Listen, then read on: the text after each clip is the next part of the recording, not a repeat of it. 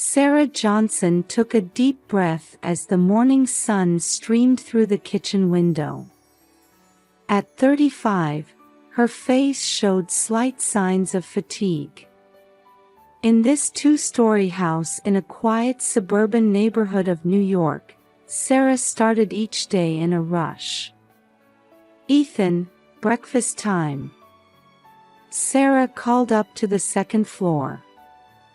The sound of little feet scampering down the stairs was heard, and 3-year-old Ethan appeared.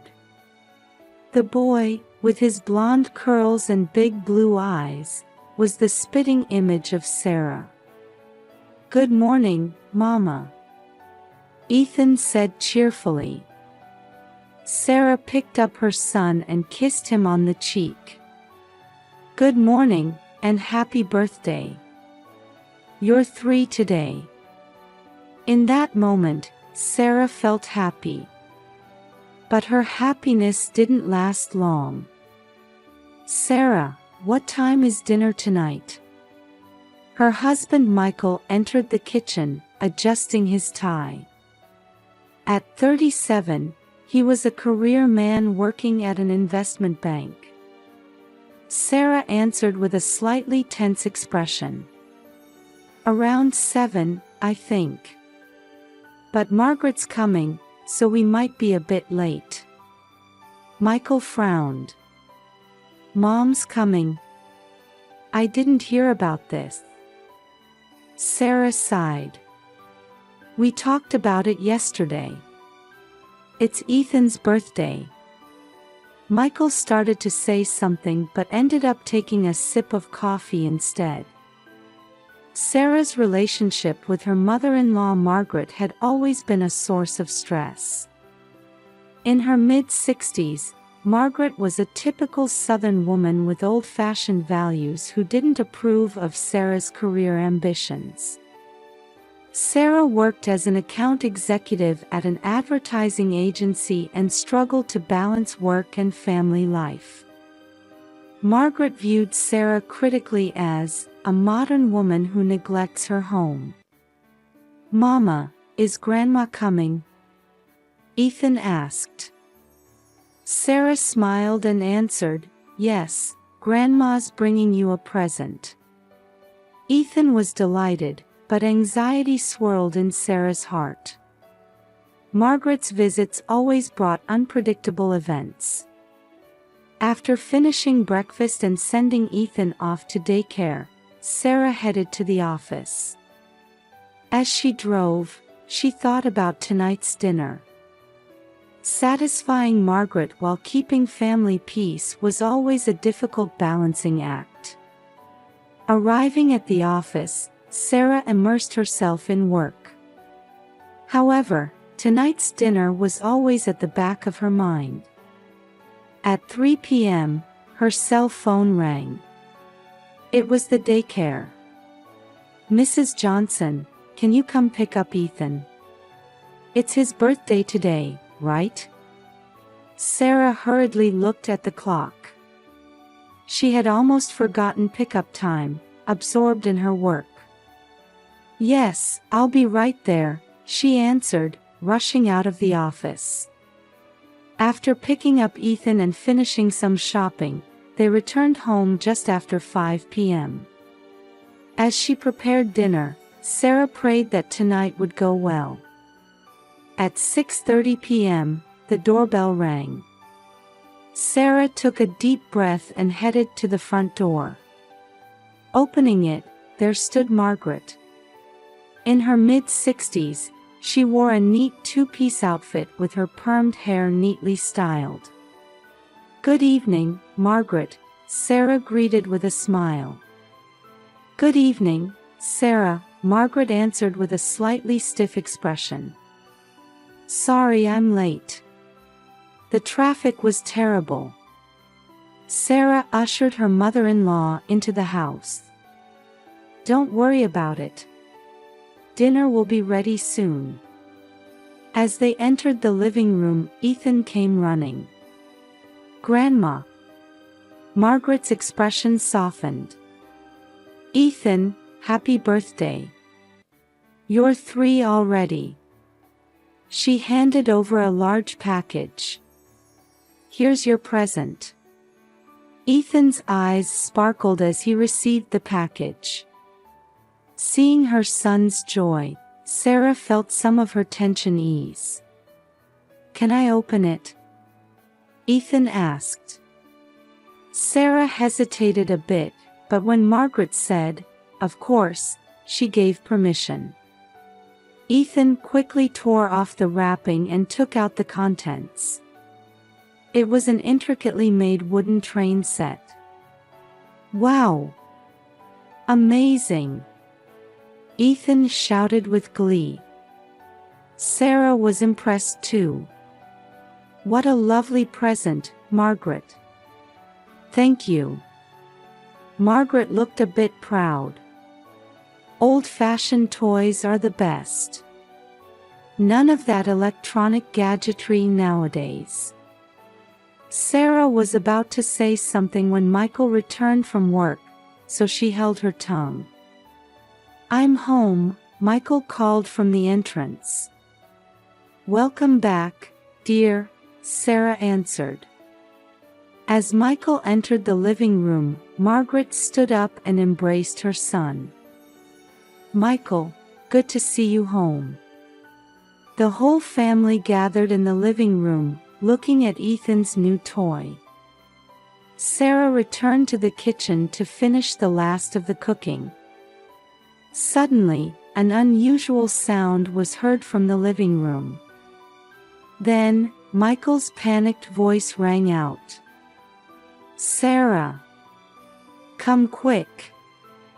Sarah rushed back to the living room. The scene she saw there froze her in place. Ethan had collapsed on the floor. His face was blue, and he was coughing violently. Ethan!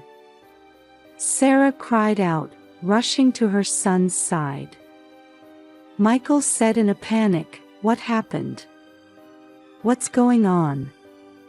Margaret stood stunned, with a bewildered expression. I don't know. He was just playing with the toy.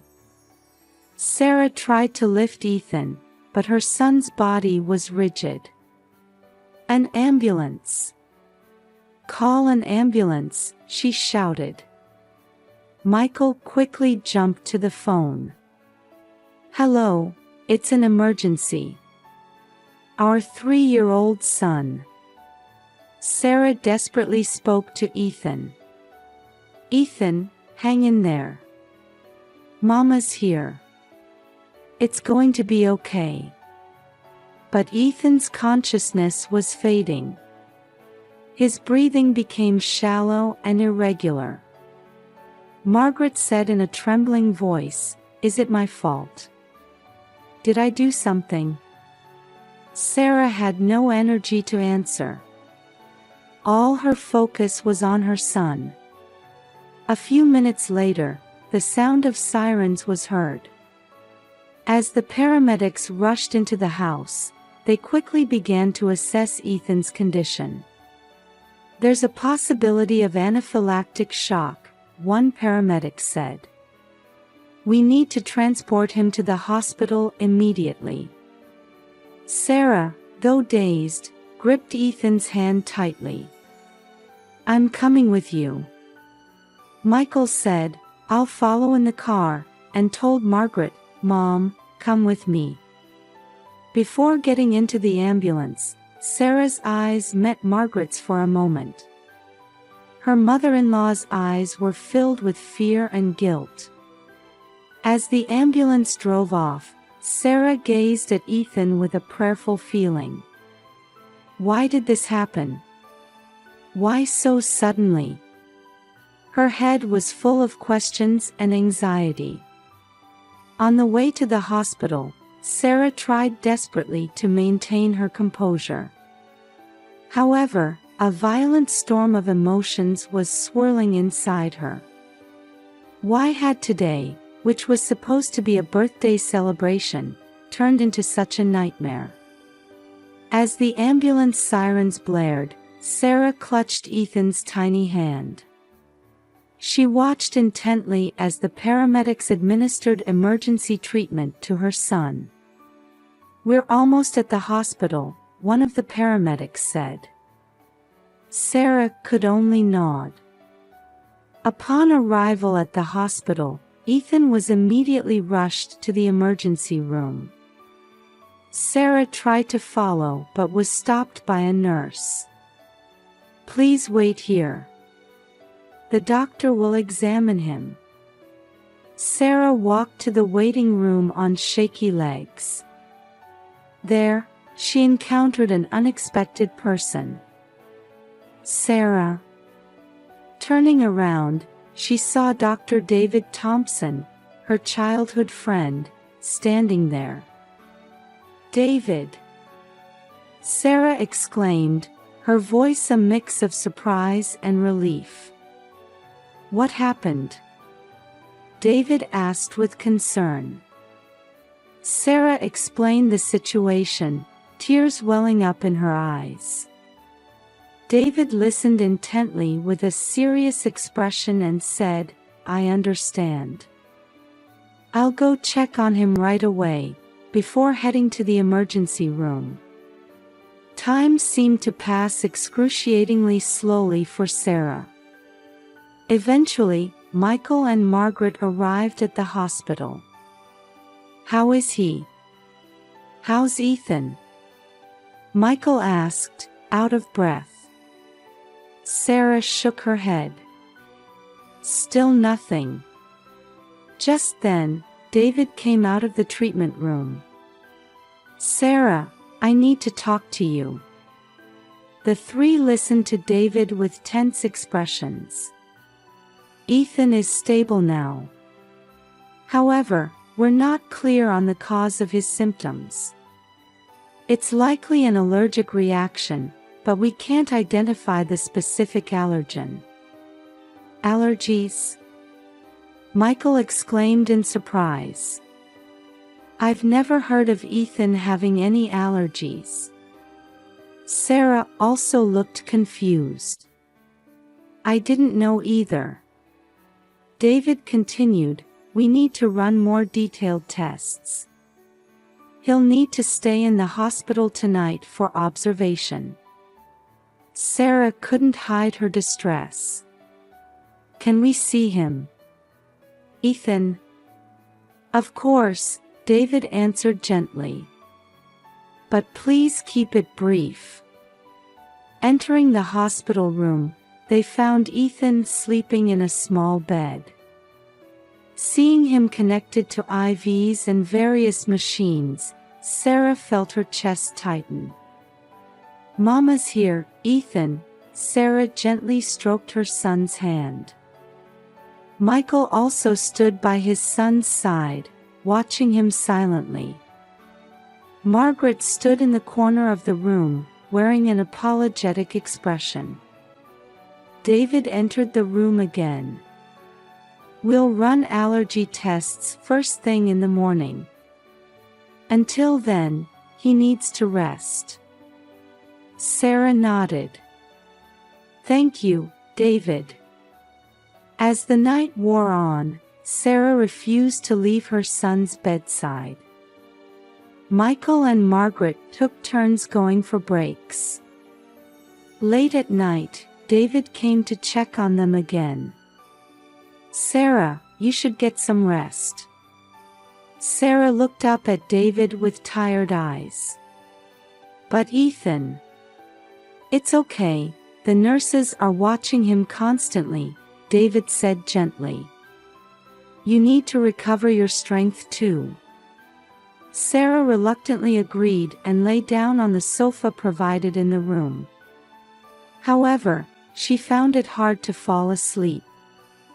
Listening to her son's breathing, she reflected on the day's events. Why had this happened?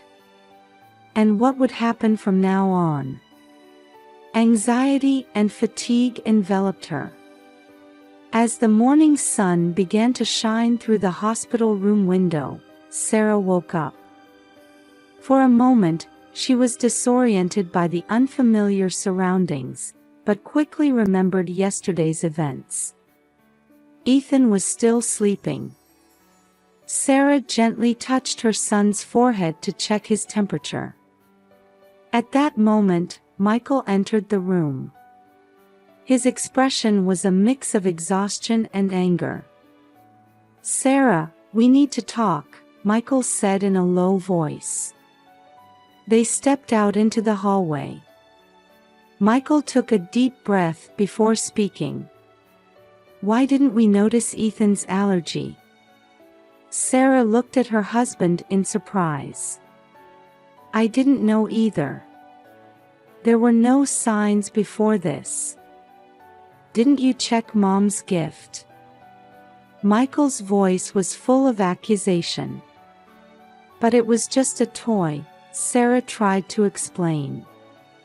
"How could there be allergens in something like that? It's about our child."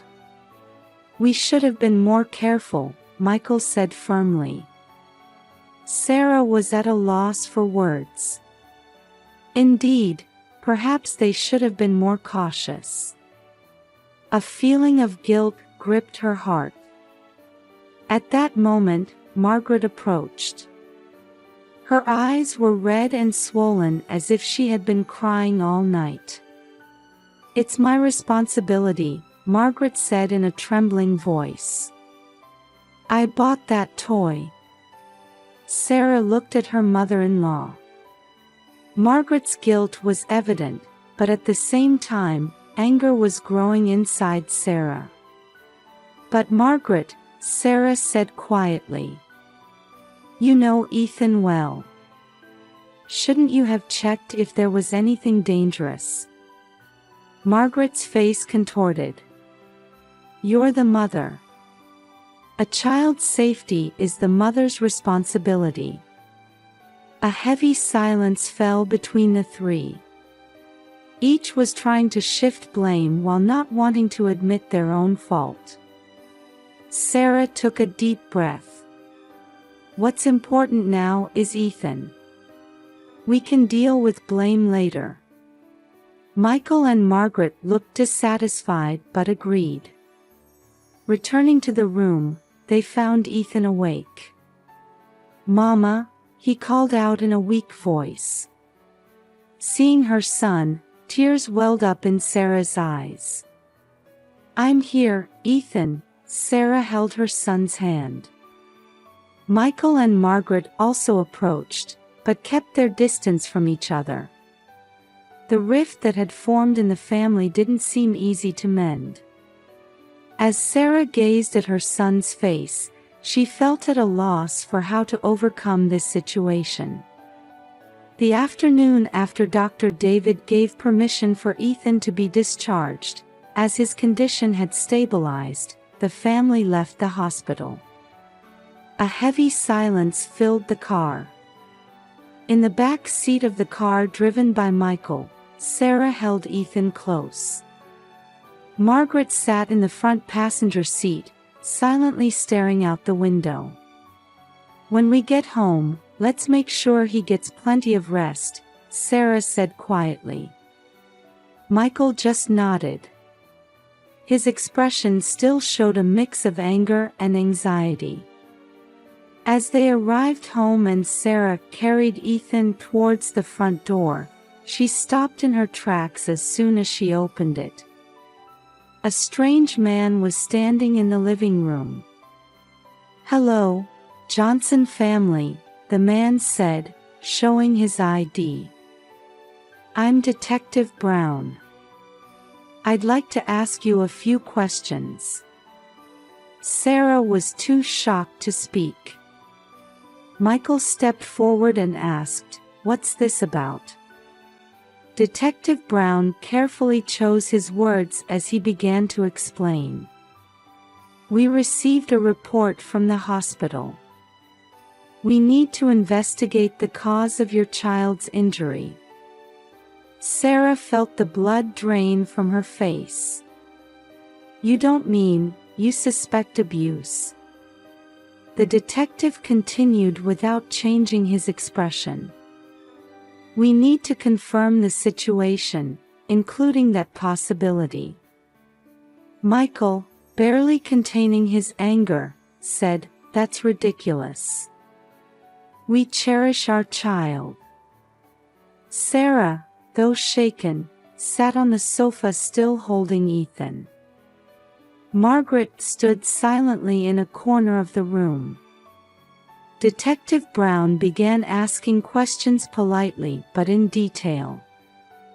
About Ethan's daily life, family relationships, and the events of the incident day. Sarah and Michael desperately tried to explain, but sometimes stumbled over their words due to confusion and fatigue. At that moment, the doorbell rang. "I'll get it," Margaret said softly, heading towards the door. Surprisingly, it was Dr. David standing there. "Hello," David said as he entered the room. "I came to check how things were going." Detective Brown frowned. "And you are?" David introduced himself and explained that he was Ethan's attending physician. He seemed to understand the situation when he noticed the detective's presence. "Detective," David said with a serious expression. Ethan's symptoms were clearly due to an allergic reaction. There are absolutely no signs of abuse. Detective Brown listened to David with interest. David explained in detail about Ethan's symptoms and their cause from a medical perspective. And, David continued, the test results show that Ethan has a rare wood allergy. It was probably triggered by the wooden toy he received as a birthday present. Sarah and Michael looked surprised. Margaret covered her mouth with her hand, unable to hide her shock. After thinking for a moment, Detective Brown slowly stood up. "I see. It seems the suspicion of abuse has been cleared. Thank you for your cooperation." After the detective left, a sense of relief filled the room. However, at the same time, new questions had arisen. A few days after the police incident, Sarah's family was once again gathered in Dr. David's office. This time, Margaret was also present. David began speaking with a serious expression.